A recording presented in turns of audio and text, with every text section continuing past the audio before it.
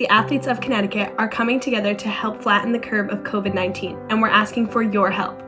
We may be rivals on the field, but now we must unite to slow this down and save lives. We're all missing athletic events, proms, plays, and more at school. But now's the time for you to help us save lives. Please stay home unless it's an emergency.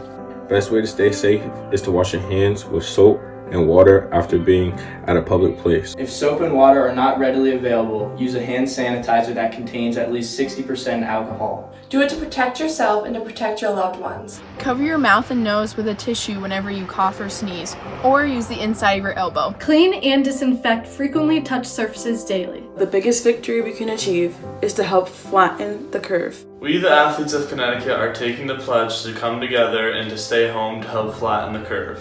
Please join us. Stay home and stay safe. And when the time is right, Connecticut will play again. Each spring since 1984, the best and brightest senior high school athletes from across Connecticut have come together for the Scholar-Athlete Banquet. 2 student athletes selected from every high school in the state. This year, a banquet wasn't possible. Our world has changed like few could have imagined. What hasn't changed are the qualities that gain students membership into this select group of high achievers. Academic excellence, athletic talent, sportsmanship, leadership on the field and in the classroom. It's a group that's left an undeniable imprint on their schools. And it's a group that deserves to be celebrated now more than ever. An opportunity we just won't pass up. Welcome to the 2020 CAS-CIAC Scholar-Athlete Awards.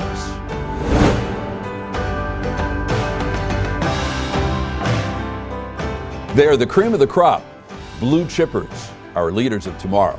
Hi everyone, I'm Bob Picozzi. Thanks for joining us. Our plan was to honor 350 scholar athletes from every high school in Connecticut and to do so at a magnificent banquet attended by more than 1,700 very well-dressed people.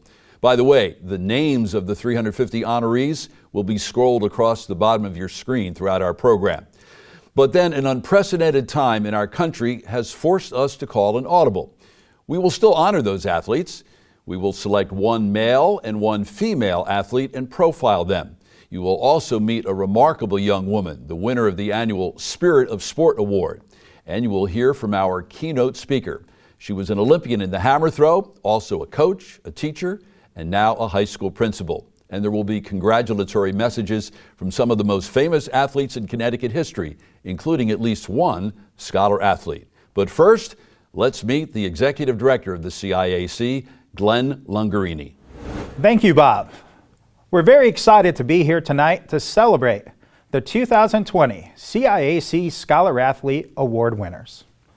Although high school athletic fields are currently empty, while we all do our part to reduce the spread of the coronavirus, we still have much to celebrate. Throughout tonight's program, I encourage parents to keep watch for their child's name as they scroll across the bottom of the screen. Also, I encourage everyone to engage with us tonight by tweeting comments and screen grabs to @CIAC Sports. We also look forward to that special interview when Bob sits down with Amity High School Principal Anna Mayaan. Not only a leader for our high school students today, but a leader in her own right as a student, both as a CIAC athlete and U.S. Olympian. While practicing social distancing, education-based athletics have taught our young student athletes a valuable life lesson. Enjoy the moments, because they go by awful fast, and before we know it, 4 years have passed, and we move on to life's next adventure. In the future, when you reflect on this experience, I believe you will realize that you have gained far more than you have lost.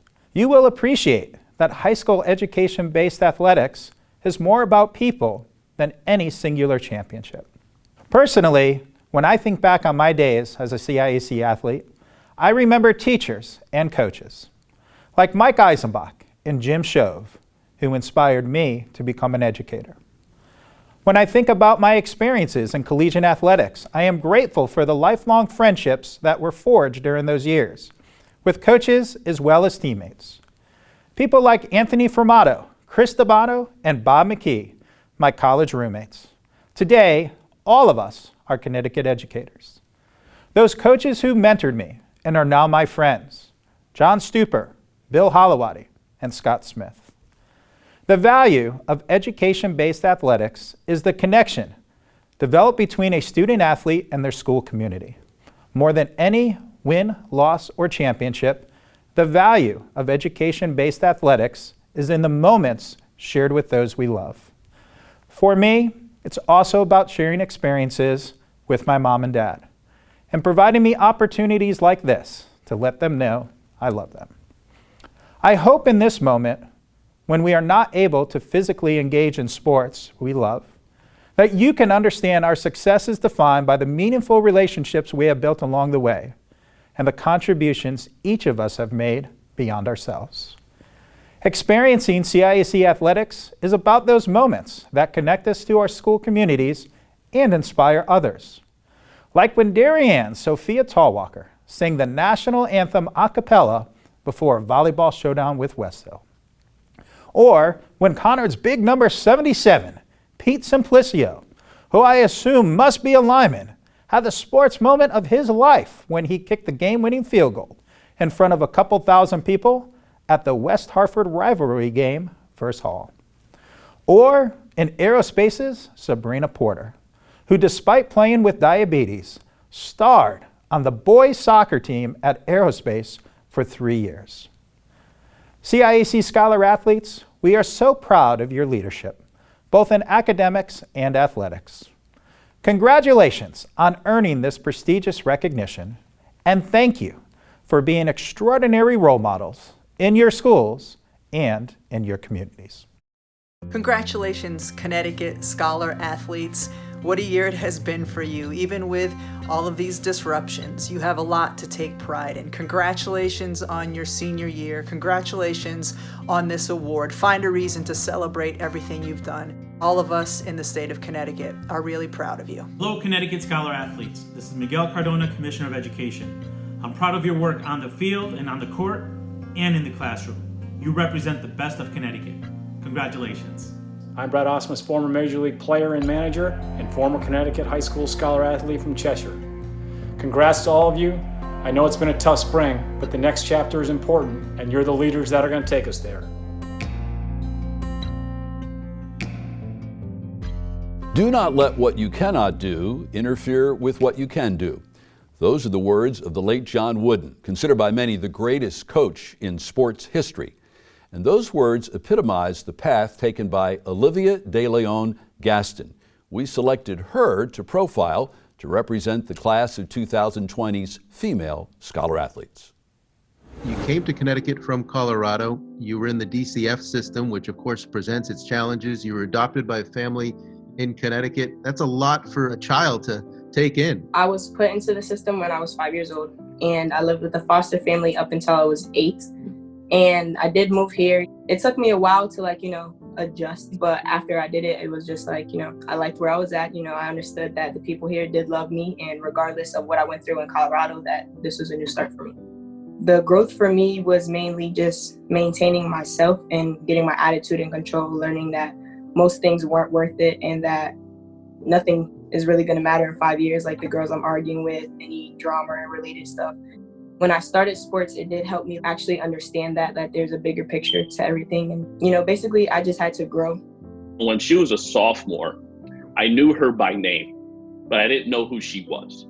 And in public schools, when you know a child by name, but not by face, that's not usually a good thing. Her junior year, she tried out for the girls basketball team. And I remember when Coach Fuller handed in his roster, because I had to check grades. And I saw her name, and I thought to myself, she's gonna play basketball?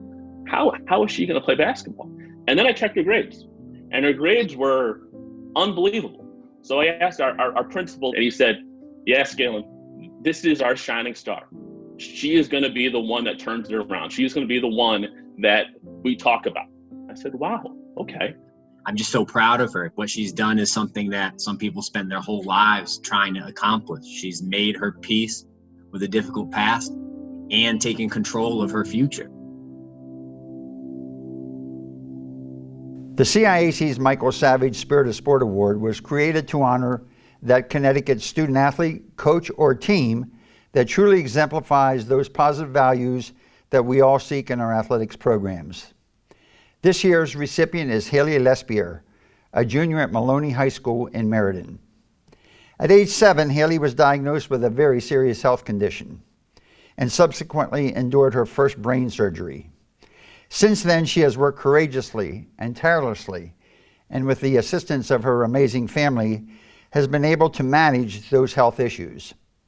Haley is a 3-sport athlete, an outstanding student, and very active in her community. She is a credit to her teams, her coaches, Maloney High School, and the town of Meriden.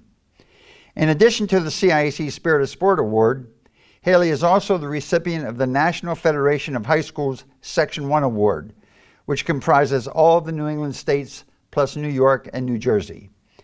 Congratulations to Haley, and best wishes for a very bright and healthy future. After the family insisted on an MRI, it was discovered that Haley had a cancerous brain tumor the size of a golf ball. In just weeks from Christmas, she'd need surgery, 10 hours of surgery. When they found out that I had cancer, I was thinking about my family mostly, like how are they gonna feel, like besides me, like I'll care about me second, but them, like what happens if something happens to me. The Lespier family would need strength and the expertise of Connecticut Children's Medical Center to save their youngest child. It was like scary, like that's my twin, like she's my family. The doctor who would perform Haley's successful surgery, Dr. Jonathan Martin, calls Haley his Christmas miracle, believing that if the Lespiers hadn't insisted on an MRI, the tumor would have quickly grown and attached to Haley's brainstem. Just days before Christmas, Haley returned home to Meriden, and the Christmas of 2010 became as joyous as you can imagine. Santa and his sleigh pulling into the driveway. And then, on Christmas morning, the most special of gifts awaited Haley's mother, Jessica. My dad woke me up and was like, come downstairs, we're gonna wrap you up. I was like, wrap me up. He said, stay still. So my mom comes downstairs and she thought I was a vacuum at first. That's what she said I looked like, but I was still and I didn't move, and she opened it. She opened me as a present. And she just started crying. After years of follow-up MRIs, Haley was declared fully healthy. I can't even imagine that you could have that kind of a surgery. I mean, this is an area that affects your coordination and movement and balance. You would never know watching her play basketball or play soccer or play tennis. The bond of sisterhood was an indisputable part of Haley's recovery. My sister helped me through it, like all of it. Abby and Haley live with a special awareness of other children faced with cancer. They know the struggle and know that little gestures matter. Small things go far. So too do bigger ones, like how the twins chose to spend their 13th birthday. Instead of presents, we asked for donations. We took the money and put it to Hartford Children's Hospital, where I got my cancer removed. And they just made my family so much happier, Haley healthier. We just wanted to give all these other kids a chance that went through the same thing as Haley. It's great knowing I had cancer and then I can do everything I'm doing today. What's going on, everyone? This is Dan Orlovsky. Wanted to send my congratulations along to all the CIAC Scholar-Athlete Award winners. This is a great accomplishment. It's an example of how hard work will always pay off. And I'll leave you with this. I once had a coach in the NFL say, celebrate yourselves, because if you don't, no one will. Celebrate this award. It's a great accomplishment. Congratulations. Hi everybody, Margot Farrell here, a 2008 graduate of Amity Regional High School and a 4-year member of the swim team. Want to give a special shout out to all of you impressive student athletes. Just remember, this season does not define your career as a whole. You are strong and this too shall pass. We are all so proud of you and we know that your next chapter will be equally as rewarding. Stay healthy and stay safe. Hey everyone, Scott Burrell here, class of 1989 Hammond Green Dragons. Congratulations to all the Scholar-Athlete Award winners here today. Continued success, best wishes, and please stay safe. And you think you know how to multitask? Our keynote speaker has it perfected to a science.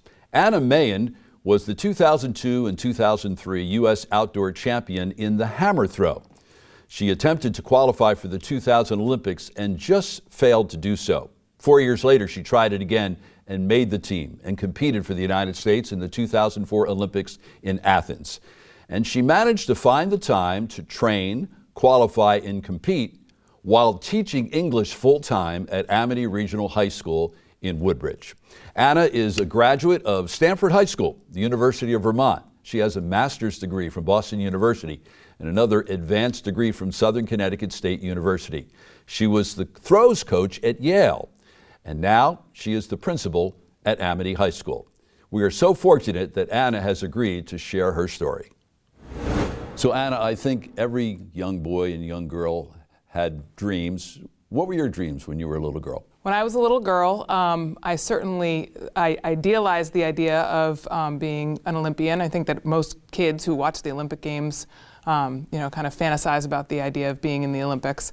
But then when I got into middle and high school, I think that dream kind of faded. It wasn't something that really seemed realistic. I never did organized sports when I was growing up. My first time of really being in organized sports was in high school, and I really enjoyed it.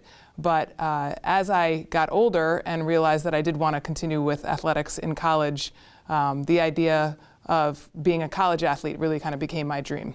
So why the hammer throw? That's an interesting story. I was a 2-year track and field athlete in high school, and I actually was a runner. I was a track and field. I was a hurdler and did a little bit of throwing. And when I went to college and kind of recruited myself to the University of Vermont, the coach there, Ed CAS-CIAC, said that since I didn't have a whole long history of being a runner, that I should kind of start where everybody else starts, which is hammer. The first year is usually done in college because most high schools don't compete in the hammer. And so I started with hammer throw my freshman year in college and was not good for 2 years. It took me a long time to kind of get the hang of it and to really start loving it. Hammer is very similar to golf, that the beginning is probably the roughest part, and as you get a little bit better, it becomes more interesting and fun. And so by my junior year was when I really kind of understood the hard work that needed to go into it and really had a knack for putting in that hard work. So you attempted to qualify for the 2000 games and you were unsuccessful. How big of a disappointment was that? That was probably the biggest disappointment of my life. I was engaged in 1999, so my plan was to focus on the 2000 Olympics, get married in 2001, and kind of move on with my life. The top 3 qualify for the Olympics, and I was 4th after a pretty intense competition where at one point I was seated in 1st. And so to go into the Olympic Games was devastating. So you continued to compete. You won the national championship in your event 2002 and 2003, and then you attempted to qualify for the Olympics in 2004, and this time you were successful. I know you are a big believer in the word resilient. Mm-hmm. The 2000 Olympic trials was where I really learned the most. It was a real crossroads for me about whether I wanted to continue on and put myself through the physical and emotional roller coaster that is training as an elite level athlete. Or if I wanted to kind of say, you know what, 4th at the national championships, the Olympic trials is pretty good, and being ranked in the world is pretty amazing for someone who had no intention of becoming an Olympic or elite level athlete. But I decided that I couldn't just kind of let things lie. And I realized then, between 2000 and 2001, that success isn't really focused on natural talent alone by any means. It's really about getting up after being knocked down. And so from 2001 to 2002, taking that lesson of being resilient and refocusing and understanding that things aren't always going to go according to plan. It's good to have a plan, but you don't have to assume that if the plan doesn't go the way you thought it would, that everything is done for. In 2002, I not only won the national championships, but that's when I set the American record and was fourth at the World Cup, and I had a pretty successful year that year. So you put yourself in a lot of pressure once you start having success, but grounding yourself in resilience is really where the success comes from. And I try to help my students understand that this is something, particularly this year, my seniors that are going through an historic and completely unsettling situation, but that there are experiences that they are going to have and that they are able to have some control over in terms of helping their administrators plan the end of year celebrations, knowing that they are going to be making history at this time. Those kinds of things, looking at the bright side and understanding that they are part of a larger purpose. And while we can be devastated by certain experiences, it doesn't devastate the entire experience. As you know, the plan was for you to deliver a speech in a banquet hall with 1,700 people watching, but the target audience would be 18-year-old young men and women. So what advice would you give them as they prepare for yet another new journey in September? Stay focused on your goals and to stay grounded in what you're working toward, but also have the creativity and the passion to be able to push yourself further than you thought you could. I think that with success, sometimes there becomes a lot of pressure to maintain that success, but allowing yourself to try new things and possibly fail and learn from that failure or learn from those setbacks is the most important thing. And so as you go into college next year or whatever experience that you're planning, know that having a plan is important, but being willing to push yourself past those limits is really important so that you can learn from those experiences. Well, Anna, congratulations on all of your success, and thanks so much for sharing your journey with us. Thank you so much. I've enjoyed being here.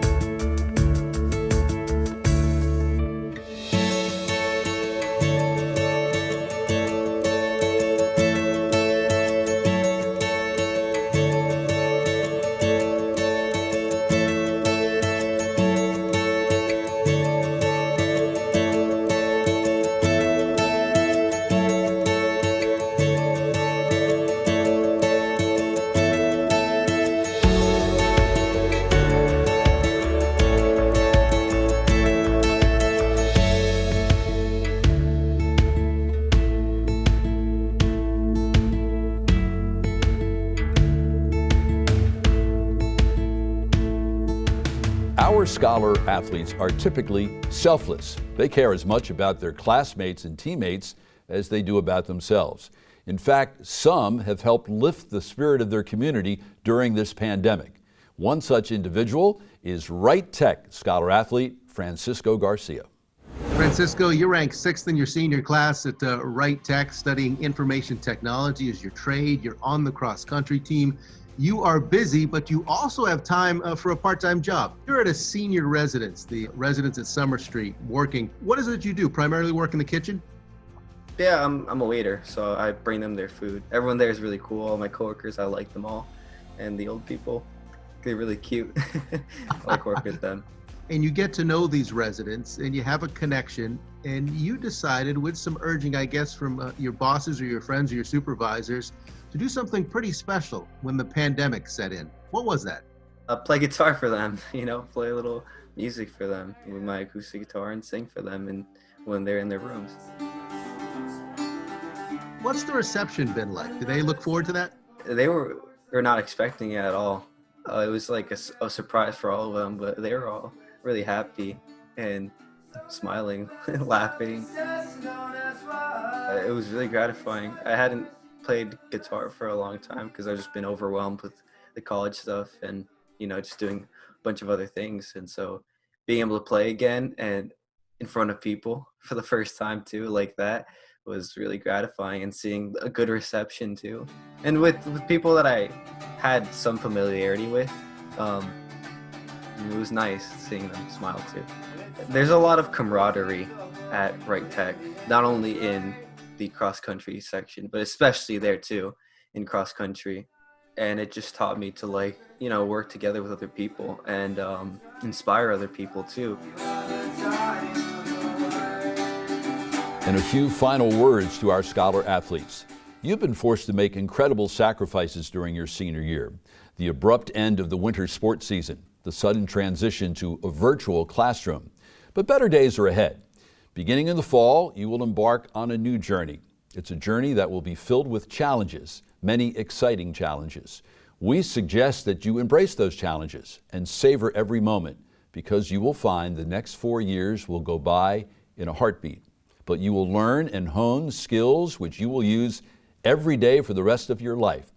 You will develop friendships you will treasure for the rest of your life, and carve out memories that you will cherish for the rest of your life. So we wish you the best of luck on that journey, and one last time congratulate you on being selected as a 2020 CIAC Scholar-Athlete. Thanks so much for joining us. Be safe and be strong. Hey, it's Rob Dibble, Sulington High School, class of 1982, member of the 1990 World Series champion Cincinnati Reds. I just want to congratulate you on an amazing effort, especially scholastically. It's not easy being an amazing athlete, but being an amazing student athlete is even better. So continued success. Hopefully you get to play your sport at the next level, and congratulations once again on your scholar athleticism. Congratulations to you all. Your families, schools, and communities are beaming with pride. I can promise you all that you all inspire more people than you may realize. So with that, I hope you all continue to be motivated and to excel and set great examples for those around you. Best of luck. Hey, what's up guys? This is Byron Jones. I am here to congratulate all the CIAC Scholar-Athlete Award winners. Your commitment to excellence, your leadership, and your hard work is something to celebrate. But I do challenge you with this. Continue to be a leader, continue to be the beacon of light in your communities, in your families, in your friend groups. You guys inspire other people to be better. So enjoy this one, but I encourage you to keep being the best version of yourself.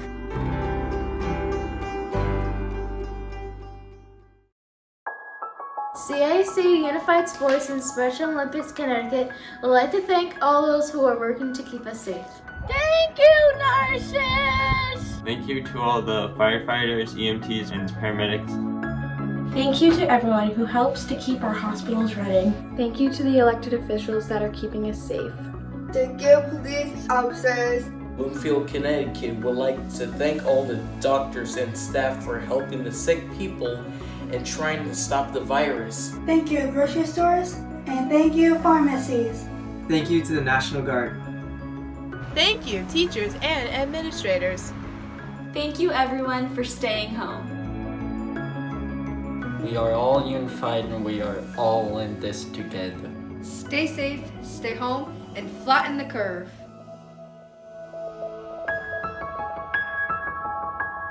Stay safe, friends.